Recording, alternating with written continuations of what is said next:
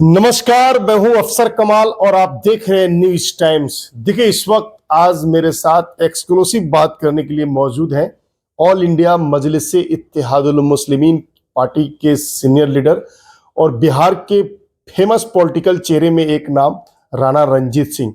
आज हम इनसे बात करेंगे और कई सवाल करेंगे, क्योंकि आजकल सोशल मीडिया के विभिन्न प्लेटफॉर्म पे काफी सुर्खियों में है और पार्टी के संगठन को लेकर, संगठन कैसे पूरे बिहार में मजबूत हो, खास करके उत्तर बिहार में, इसको लेकर लगातार जो है मेहनत कर रहे हैं और संगठन को लेकर काफी काम कर रहे हैं। जमीन स्तर पे लोगों से मिल रहे हैं और संगठन को में लगातार विस्तार कर रहे हैं और संगठन किस तरह से मजबूत हो, इसके लिए दिनों रात मेहनत कर रहे हैं।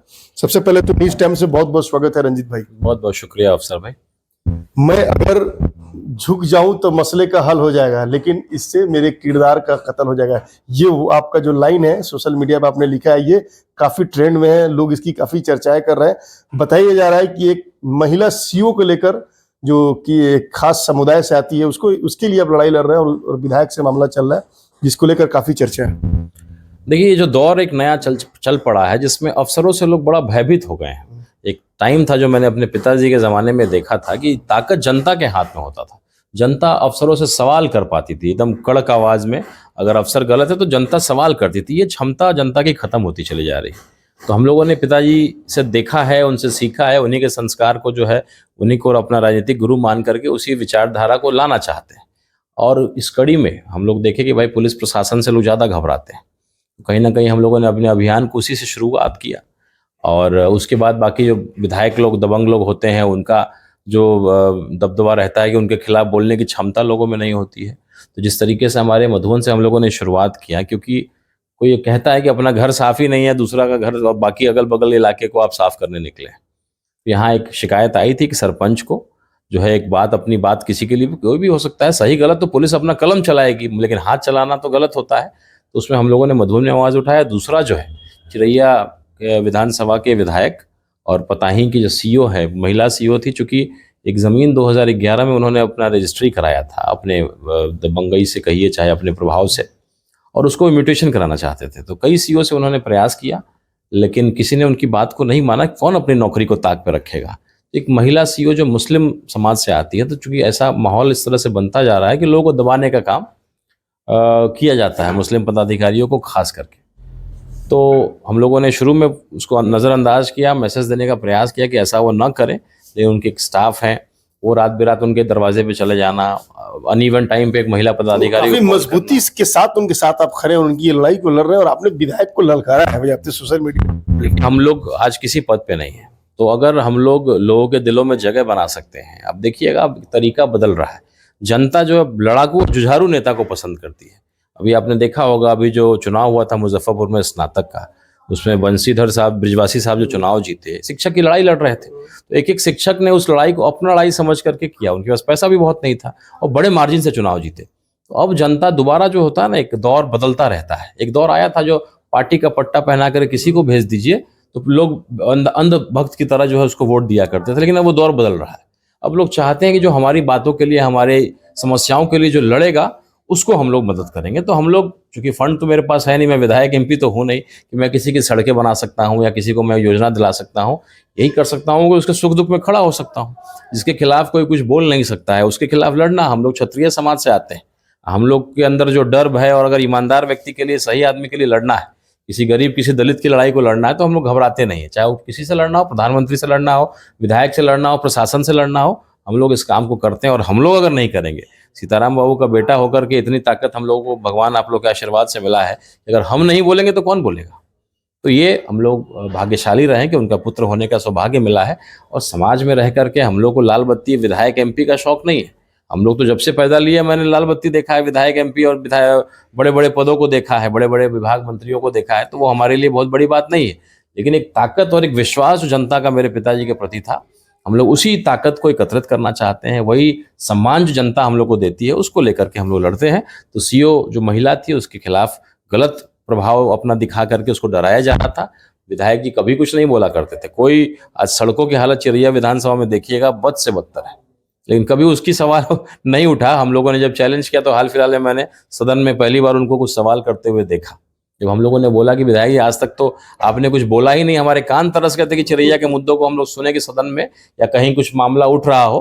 तो पहली बार जब हम लोगों ने कहा और जब हमने इस मुद्दे को उठाया तो हम लोग इंतजार कर रहे थे कि उधर से एक्शन का रिएक्शन क्या आता है, लेकिन चोर की दाढ़ी में तिनका, वो लोग क्या करेंगे, तो बिल्कुल दूध का दूध पानी का पानी हो जाएगा। और यह जांच का विषय है।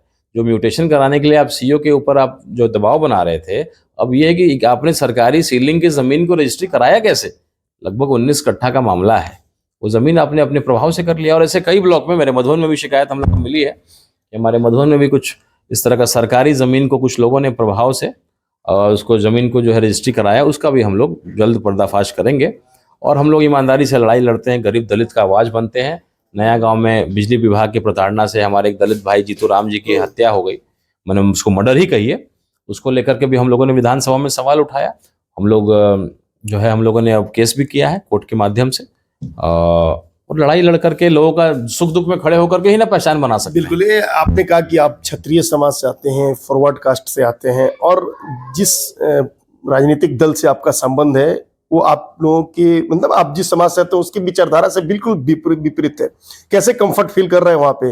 और एमआईएम के लिए तो आप जितना काम कर रहे हैं, इससे पहले मतलब इस इलाके में मैंने उतना काम करते किसी को देखा नहीं कि जो पार्टी के लिए दिन रात सोचते। देखिए कंफर्ट यही है कि देखिए ना, भगवा गमछा में वही ओढ़ करके ना, आपके महाकाल सामने बैठा लिखा हुआ हुआ है। महाकाल लिखा हुआ। ये पार्टी जो लोग आरोप लगाते हैं वो बड़े चिंतित हैं, बहुत परेशान है कि अगर ये पार्टी खड़ी हो गई तो कुछ बड़ी बड़ी पार्टियों का जो बैलून में से पूरा हवा निकल जाएगा।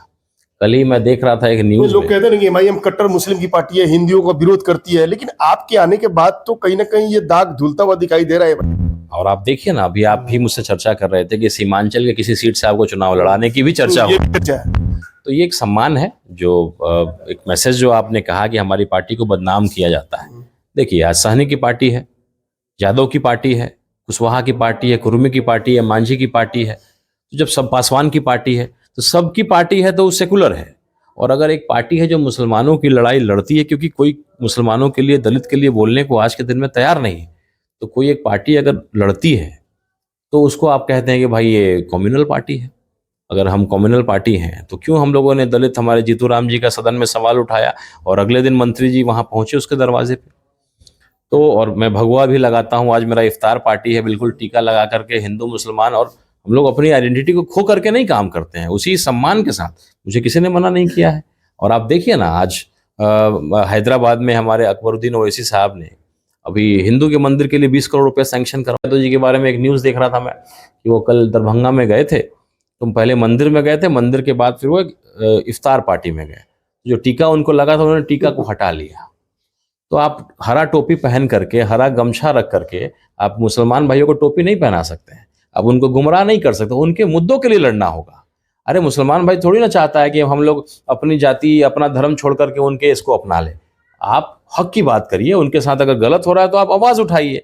आज वक्फ बोर्ड को लेकर के एक जो धार्मिक इसको, आपका एक वीडियो सोशल मीडिया पर आपने जारी किया था आरजेडी के बारे में, वो आपने वक्तव्य अपना रखा था कि आरजेडी के पीछे, उनके सीनियर टॉप लीडरशिप के पीछे ईडी सीबीआई से लगाया जा रहा है कि वक्फ बोर्ड की लड़ाई न लड़ सके, और फिर उनसे आप लोगों ने आपने अपील भी किया है। तो कहीं ना कहीं ये आरजेडी के प्रति आपका सिंपैथी भी दिख रहा है। देखिए हम लोग सेकुलर पार्टी तो हैं, मैं आरजेडी को नहीं कह रहा हूँ कि कम्युनल पार्टी है या वो जहर फैलाती है समाज में, ऐसा काम वो नहीं करती है। और हम लोग की इच्छा है कि भाजपा जैसी पार्टी सरकार में नहीं आए। तो निश्चित रूप से अगर समझदारी और त्याग तेजस्वी यादव जी दिखाते हैं, पिछली बार हम लोग के 5 विधायक थे, 3 और विधायक होते तो हम तय करते कि सरकार किसकी बननी है। चुनाव आएगा तो आप हमको बी टीम बोलिएगा, सी टीम बोलिएगा, भाजपा का बी टीम है, हम तो गठबंधन के लिए तैयार हैं। आज आप हमारे साथ गठबंधन करते हैं, जो हमारी क्षमता, 5 विधायक हमारे थे, अपने दम पे हम लोग जीत करके लाए थे। आप सम्मानजनक सीट देते हैं तो हम आपके साथ खड़े हैं। आप नहीं भी अगर दीजिएगा तो भी हम लोग 20 विधायक इस बार जीतेंगे। हम लोग की जो रणनीति है, जिस तरह से हम लोग काम कर रहे हैं, अच्छा सरकार बनाने की नौबत अगर आएगी तो क्या ये 20 विधायक का सपोर्ट हम लोग कभी भाजपा को देंगे? क्या कभी नहीं दे सकते हैं। वो अगर करेंगे तो हमारी पार्टी का अस्तित्व खत्म हो जाएगा। जब करेंगे तो हम आरजेडी को ही सपोर्ट करेंगे, किसी सेकुलर पार्टी को ही करेंगे। तो ये बात आरजेडी को नहीं होता है, क्योंकि मुसलमान की पार्टी अगर खड़ी हो गई तो उनका जो आज जो कद है या जो भी उस पार्टी की पहचान है वो खत्म हो जाएगा। यादव तो खत्म हो ही चुके हैं, यादव उनके साथ कहाँ हैं अब? यादव तो एमपी के चुनाव में या ये हो जाते हैं, हिंदू हो जाते हैं, और जहां यादव को टिकट मिलता तो वहां कहते हैं भाई एमवाई कॉम्बिनेशन। और जहाँ मुसलमान को मिलेगा टिकट वहाँ एमवाई खत्म हो जाता है, वहाँ वो हिंदू हो जाते हैं। तो ये कैसा गठबंधन है भाई?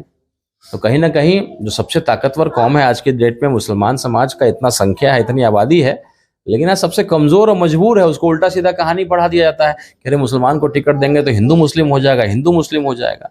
और जहां भी मुस्लिम बहुल इलाका है वहां यादव को टिकट देकर के जिता लेते हैं मुसलमान के वोट से, लेकिन जब मुसलमान की बारी आती है तो आप पीछे हट जाते हैं। तो ये कैसा कॉम्बिनेशन है, कैसा गठबंधन है? तो हम लोगों ने यही कहा है कि अब देखने वाली बात है, 26 तारीख को वक्फ बोर्ड के खिलाफ गर्दनी बाग में धरना प्रदर्शन है। अब देखना है जो अमेंडमेंट बिल है उसके खिलाफ, अब देखना यह है कि तेजस्वी यादव जी और उनकी पार्टी कितने पुरजोर तरीके से विरोध करती है। तेजस्वी यादव जी ने एक बयान दिया था कि भाई किसी भी मुसलमान को दिक्कत आएगी तो 5-5 हिंदू खड़े रहेंगे। तो अब समय आ गया है, मैं तो उस धरना में कई हिंदू भाइयों को लेके जाने वाला हूँ वक्फ बोर्ड में। देखते हैं आरजेडी के कितने हिंदू आते हैं वक्फ बोर्ड के मामला को लेकर के। तो देखने वाली बात है 26 तारीख को जो धरना प्रदर्शन है, जंतर मंतर में तो कोई नहीं गया। जो विरोध प्रदर्शन किया गया था जंतर मंतर में, असदुद्दीन ओवैसी साहब आए थे, कई सेकुलर पार्टियां आई थी, आरजेडी का कोई एमपी नहीं गया। तो अब देखना है, आपको वोट मुसलमान का चाहिए, आप टोपी हरा रंग का पहन लीजिएगा, हरा रंग का गमछा पहनिएगा, लेकिन मुसलमान का हित का बात नहीं करिएगा। अरे मैं भगवा पहनता हूँ, भगवा गमछा ओढ़ता हूँ, टीका चंदन लगाता हूँ, लेकिन मुसलमान की हक की बात करता हूँ। गलत अगर होता है किसी मुसलमान के साथ तो मैं लड़ता हूँ। तो ये चाहिए उनको कि आप अपने धर्म का सम्मान करिए, मेरे धर्म का भी सम्मान करिए। हमारे भारत को जमीन की कमी नहीं पड़ गई है। अब पुराना जो है गड़ा हुआ मुर्दा को उखाड़ करके हिंदू मुसलमान करके झगड़ा कराना चाहते हैं। दूसरा कोई मुद्दा का तो आपके सामने है नहीं।